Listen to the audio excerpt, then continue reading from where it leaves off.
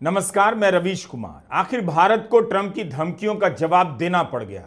यह जवाब भी कैसा कि प्रधानमंत्री मोदी ने नहीं दिया, विदेश मंत्री वित्त मंत्री ने नहीं दिया, विदेश मंत्रालय ने एक प्रेस नोट से दिया है। इतने से ही सरकार समर्थकों में ऊर्जा आ गई है कि भारत ने ट्रंप को दिखा दिया, जवाब दे दिया। लेकिन इसी से वह दबा हुआ सवाल भी उठ खड़ा हुआ है कि अगर भारत के उपभोक्ताओं के फायदे के लिए रूस से तेल का आयात किया जा रहा है तो पेट्रोल डीजल के दाम कम क्यों नहीं है?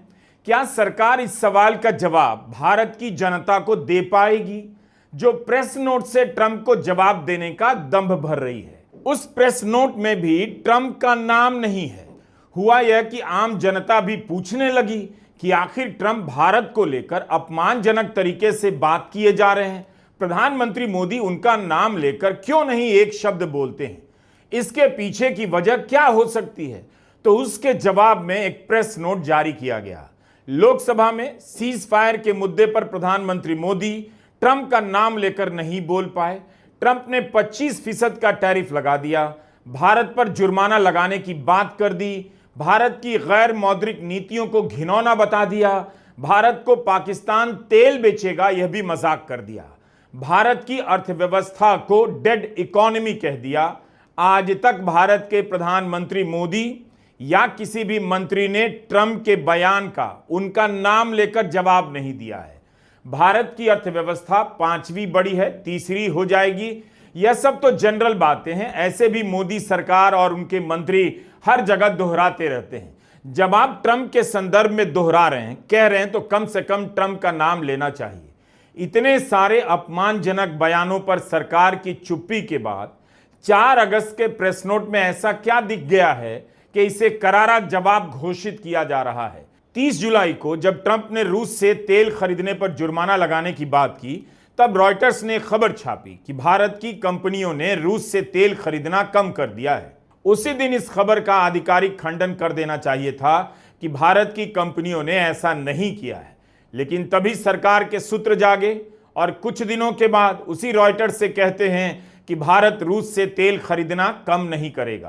3 अगस्त की यह खबर है। इंडियन एक्सप्रेस की सुकल्प शर्मा की रिपोर्ट बताती है कि जुर्माना लगाने की ट्रंप की धमकी के बहुत पहले से ही भारत ने रूस से तेल खरीदने में कटौती शुरू कर दी है। सरकारी तेल कंपनियों ने तेल का आयात कम किया है। जुलाई महीने का आंकड़ा है कि भारत ने रूस से दिन के 16 लाख बैरल आयात किए, जो जून के मुकाबले 24% कम है। पिछले साल जुलाई के मुकाबले 23.5% कम आयात किया गया, जबकि अमेरिका से तेल का आयात बढ़ा है। जून के मुकाबले जुलाई में भारत ने अमेरिका से 20% अधिक तेल का आयात किया है। लेकिन कहीं पर यह भी खबर छप रही है कि भारत रूस से तेल का आयात कम नहीं कर सकता। तो क्यों ना एक ही बार में भारत आधिकारिक रूप से कह दे कि रूस से तेल खरीदना बंद नहीं किया जाएगा, तब माना जाता कि यह हुआ जवाब। जब आप अलग अलग जगहों से तथ्यों को जमा करते हैं, तब जाकर जवाब का खेल समझ आ जाता है और आपको पता चलता है कि प्रेस नोट के पीछे छिपकर जवाब देने वाली सरकार क्या क्या नहीं बता रही है। प्रेस नोट को पढ़ते हुए ही शक हो गया कि आखिर सरकार ने साफ साफ क्यों नहीं लिख दिया कि किसी भी हाल में रूस से तेल का आयात बंद नहीं होगा, ना कम होगा। इसकी जगह मीठी मीठी बातें हैं कि राष्ट्रहित और आर्थिक सुरक्षा के मद्देनजर भारत आवश्यक कदम उठाता रहेगा। यह वो जवाब है जिसे आप बाढ़ के प्रकोप के प्रश्न के जवाब में भी लिखकर आ सकते हैं, दे सकते हैं। यह क्या जवाब हुआ भला? भारत बताए कि रूस से जब तेल सस्ता मिल रहा है तब उससे आयात क्यों घटाया जा रहा है, या यही साफ कर दे कि तेल का आयात कभी कम नहीं होगा। एक चीज आपने नोट की होगी, तुर्की का किस तरह से विरोध शुरू हो गया, लोग टिकट कैंसिल कराने लग गए, राष्ट्रवादी बन गए। तो उसी तरह का विरोध चीन और अमेरिका का क्यों नहीं कर पाते हैं? क्या दिक्कत हो जाती है उन्हें? प्रेस नोट से क्यों किए जा रहे हैं? जो अंधभक्तों की टोली है बड़ी परेशान है, बड़े पसोपेश में है, मामला फंस गया है। अभी कोई टर्की जैसा देश होता तो कब के बॉयकॉट ट्रेंड चलाए जा रहे होते, अभी तक तो उसको दुश्मन देश घोषित कर चुके होते, वहां जाने वालों की उलाहना कर रहे होते। लेकिन यहां तो पेच ही फंस गया। यहां तो मामला अमेरिका का निकल गया, तो मुंह से चू नहीं निकल रही है। बॉयकॉट तो बड़े दूर की बात है। जब इनके आका सीज फायर पर कुछ नहीं बोल पा रहे हैं, ट्रेड टैरिफ पर कुछ नहीं बोल पा रहे हैं, अमेरिका के राष्ट्रपति का नाम नहीं ले पा रहे हैं, तो बेचारे ये क्या करें। ये भी अपने आका की तरह अमेरिका से बहुत डरते हैं। आगे बढ़ने से पहले एक दुखद सूचना है। जम्मू कश्मीर के पूर्व राज्यपाल सत्यपाल मलिक नहीं रहे, आज उनका निधन हो गया। सत्यपाल मलिक ने मोदी सरकार से कई सवाल पूछे। पुलवामा हमले को लेकर पूछे गए उनके सवालों के जवाब आज तक नहीं मिले। भ्रष्टाचार के आरोप लगाए उन्होंने, लेकिन उन्हीं के खिलाफ चार्जशीट दायर कर दी गई तब जब वे अस्पताल में भर्ती थे। किसान आंदोलन को उन्होंने सक्रिय और साहसिक समर्थन दिया, जगह जगह जाकर भाषण दिए, रैलियां की। सत्यपाल मलिक से एक सरकार लड़ती रही तब जब वे शारीरिक रूप से कमजोर हो चुके थे, लेकिन उन्होंने हार नहीं मानी। ईश्वर उनकी आत्मा को शांति दे। अब आगे बढ़ते हैं। 4 अगस्त को ट्रंप ने नई धमकी दी कि रूस से तेल खरीदने के कारण वे भारत पर टैरिफ और बढ़ा सकते हैं। उसी वक्त प्रधानमंत्री से लेकर वित्त मंत्री, वाणिज्य मंत्री, विदेश मंत्री को बयान जारी करना था, लेकिन क्या जारी किया गया? एक प्रेस नोट। इसे पढ़कर लगता है कि यह जवाब अमेरिका के लिए कम है, भारत की जनता को दिखाने के लिए ज्यादा है कि भारत एकदम से चुप नहीं है, जवाब देने लगा है।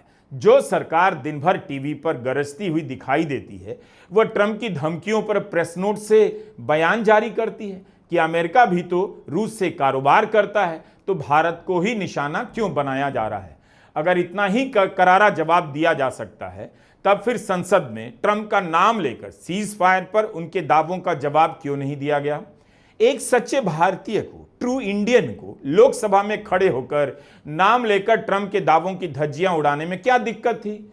ट्रंप को क्या जवाब दिया इसे छोड़िए, पहले यही बताइए, अगर आप रूस से सस्ते दामों पर तेल भारत ला रहे हैं तो भारत की जनता अभी तक कहीं कहीं पर 100 रुपए प्रति लीटर तो कहीं 95 रुपए प्रति लीटर पेट्रोल क्यों भरवा रही है? भारत की जनता एक सच्चे भारतीय की तरह, एक ट्रू इंडियन की तरह कई साल से पेट्रोल डीजल के महंगे दाम क्यों दिए जा रही है?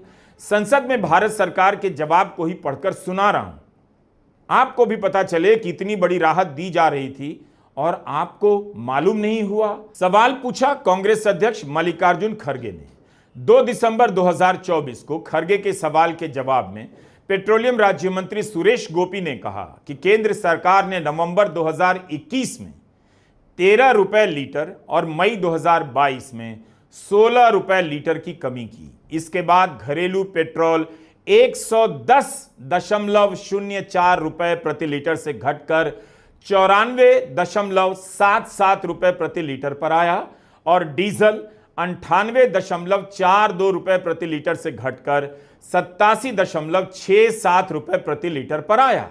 मार्च 2024 में ओएनजीसी ने पूरे देश में पेट्रोल और डीजल के खुदरा मूल्यों में 2 रुपए प्रति लीटर की कमी की। इससे इतना तो पता चल गया कि 2021 से ही आप 100 रुपया प्रति लीटर पेट्रोल भरा रहे हैं और कम होने के बाद भी आज भी कई जगहों पर पेट्रोल 100 रुपया लीटर मिल रहा है, 94-95 रुपया प्रति लीटर मिल रहा है। तो सरकार बताए कि रूस से आयात करने वाली कंपनियों को कितना मुनाफा हुआ और भारत की जनता को कितना घाटा हुआ। रूस से जो सौदा हो रहा है वो जनता के फायदे के लिए है या कंपनियों के फायदे के लिए है? विडंबना यह है कि भारत की जनता को उन कंपनियों के लिए ट्रंप का विरोध करना है जिन्होंने अपना मुनाफा कम करके जनता को सस्ता पेट्रोल नहीं दिया, लेकिन अब उसी जनता को अपनी ऊर्जा खर्च करके ट्रंप की आलोचना करनी है। ट्रंप ने जब टैरिफ का ऐलान किया तभी कह दिया था कि रूस से तेल खरीदने के कारण भारत पर जुर्माना लग सकता है। 4 अगस्त को उन्होंने फिर से कह दिया तेल खरीदने के कारण भारत पर टैरिफ और ज्यादा लग सकता है। ट्रंप कहते हैं भारत केवल रूस से तेल नहीं खरीद रहा, जो तेल खरीद रहा है उसका बड़ा हिस्सा खुले बाजार में अधिक मुनाफे के लिए बेच रहा है। भारत को इसकी परवाह नहीं कि रूस की वॉर मशीन यूक्रेन में लोगों को मार रही है। इसके कारण मैं भारत पर लगने वाले टैरिफ में और इजाफा करूंगा। क्या अब ट्रंप से ही उम्मीद की जाए कि वही आए और बता दें कि भारत की कंपनियों ने रूस से सस्ता तेल खरीदकर खुले बाजार में बेचा, कितना मुनाफा कमाया? ट्रंप की इस धमकी पर विदेश मंत्रालय ने जो प्रेस नोट जारी किया है उसे शेर का जवाब बताया जा रहा है। उसमें तो बस इतना लिखा है कि भारत अपने उपभोक्ताओं को तय और उचित दामों पर ऊर्जा उपलब्ध कराने के लिए आयात कर रहा था। वैश्विक बाजार के हालात ने